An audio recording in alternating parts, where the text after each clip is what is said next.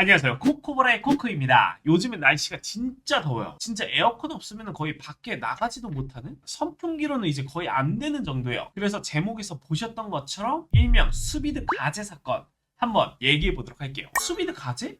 설마 이거 진짜 요리한 게 아니라 자연에서 수비드 천천히 이겼다고? 뭐 이런 느낌을 이제 받으셨을 텐데 이 사건이 어디서 일어났냐면 바로 일본에서 일어났습니다. 사실 우리나라보다 일본이 여름이 더 덥잖아요. 근데 뭐 일본을 떠나서 부산이나 뭐 이제 대구만 하더라도 진짜 여름에 덥거든요. 막 커뮤니티 글 같은 거 보면은 아스팔트도 엄청 막 열이 받아서 슬리퍼가 녹았습니다. 계란이 익어버렸습니다. 라는 막 글들이 보이거든요. 진짜 몇 년 지나면은 설국열차처럼 막 반대인 거지. 진짜 그냥 문 열고 나가는 순간 으악! 하고 막 익어버리는 정말 그 정도의 시대가 오지 않을까. 그 정도로 정말 더운 날씨가 지속되고 있는데 이런 기후변화에 있어서 되게 심각한 사건입니다. 일단 제목에서 보셨던 것처럼 이 수비드 가재 사건 정말 이게 말이 되냐 한번 얘기를 나눠보도록 하겠습니다. 일단 이 사건을 말씀드리려면 배경이 필요하거든요. 일본에 이 가재들이 막 있는데 이 가재들은 뭐 토종 가재인가?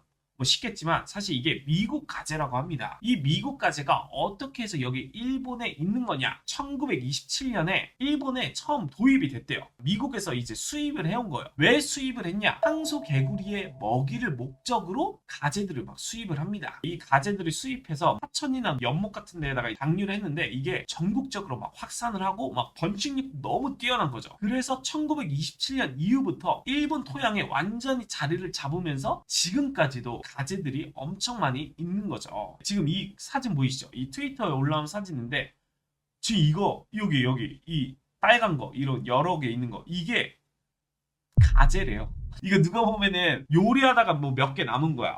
배부른데? 하고 그냥 논에다가 이렇게 던진 게 아니라 진짜 자연 상태에서 익어가지고 올라왔다. 라고 추정이 되는 사진이에요. 리트윗이 5만이나 되고 19만이나 좋아요를 받은 거죠. 근데 이게 이렇게 보면은 진짜 웃겨요. 이 더위에 논의 수온이 어디까지 올라갈 수 있을지 궁금해서 어제와 같은 시각에 같은 논에서 측정해봤습니다. 그래서 이 사람이 이 가재들이 익은 걸 발견했잖아. 근데 너무 웃긴 거지. 좋아요 이런 것도 많이 받으니까 이거 각이다. 해서 다음날 다시 가서 수온 체크까지 했다고 합니다. 지금 보시면은 놀랍게도 43도까지 올라갔대요. 그러니까 얕은 곳을 쟀을 때 43도였고 깊은 곳에다가 넣으니까 41도가 나올 정도로 엄청 높은 거잖아요. 사실 이 정도면은.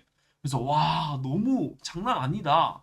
근데 이렇게만 보면은 좀 주작일 수도 있잖아요. 익은 거 그냥 넣고 막 온도계도 이렇게 비벼가지고 넣으면은 또 온도도 올라가고 하니까 조작 아닌가 뭐 싶을 수 있는데 이 사람뿐만 아니라 다른 사람도 올렸다고 합니다. 불볕 더위 속에 가재들을 발견하고 걸음을 멈췄다. 열사병에 걸릴 뻔함 하고 했는데 이거 보시면은 이게 먹다 남은 거 던져놓은 게 아니라 진짜 익은 거지 자연 상태에서.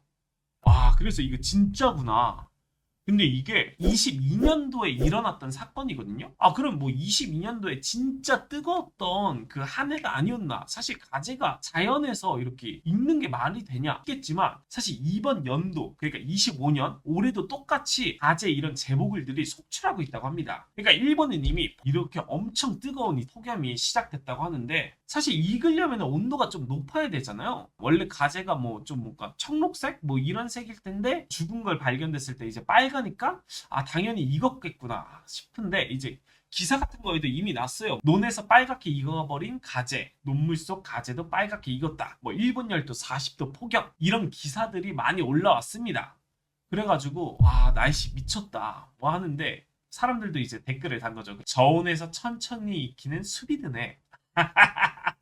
그러면은 저거 바로 건져서 먹으면은 맛이 기가 막히게 부드럽. 일단은 팩트 체크하고 가야 되는 게 이 가재가 진짜 익어서 죽은 거냐. 아까 41도, 뭐 43도 이렇잖아요. 수온치고는 굉장히 높은 건 사실인데 사실 단백질이 서서히 막 변형되기 시작하는 온도가 55도에서 70도 정도거든요. 이제 먹었을 때 완전히 잘 익었구만 하려면 이제 100도 정도는 돼야지 이게 익었다고 할 수 있는데 수온이 41도 정도인데 저게 진짜 익은 게 맞냐 뭐 싶은 생각이 드는 거죠. 그리고 만약에 진짜 저게 익었다? 그럼 그 옆에 있던 뭐 벼나 이런 풀들 있잖아요. 이것들도 바로 죽지 않았을까? 근데 이런 풀들 괜찮거든. 벼나 이런 풀들은 괜찮은데 왜 이 가재들만 익어서 죽었을까? 그리고 이 가재들이 익으면 왜 빨갛게 변하냐? 이런 게 궁금하실 것 같아서 말씀드리면은, 일단 각각류의 껍데기가 붉게 보이는 이유가 이 껍데기에 포함된 아스타잔틴이라는 색소 때문이거든요. 근데 이 아스타잔틴은 변형되지 않은 자연 상태에서는 단백질 복합체인 크로스타시아 아니안과 이게 결합이 돼요. 결합하게 되면 청록색 비슷한 색을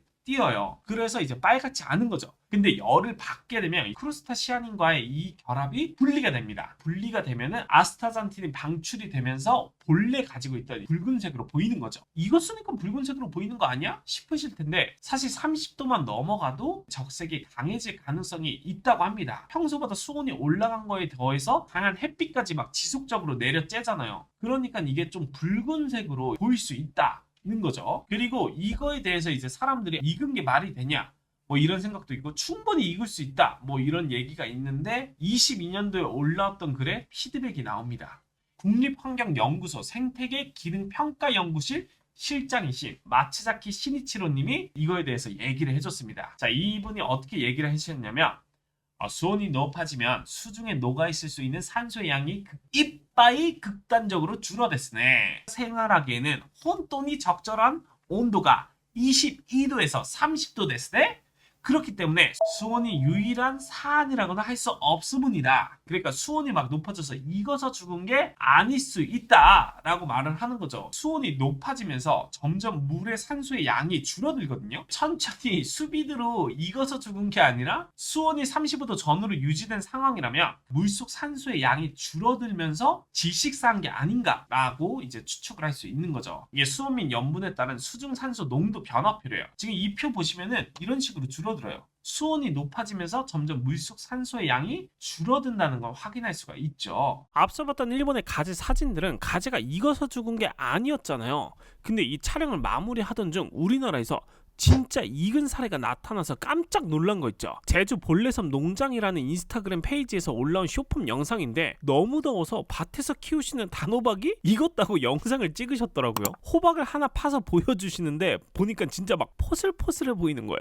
일본 가재 조사할 때만 해도 우리나라는 이 정도로 폭염은 아니겠지 했는데 남의 나라 일이 아니게 되어서 진짜 조심해야겠다, 이런 생각이 들더라고요. 아무튼 여러분, 폭염이 계속되니까 물 자주 드시고 항상 건강 챙기셨으면 좋겠습니다. 지금까지 코코보라였습니다. 감사합니다.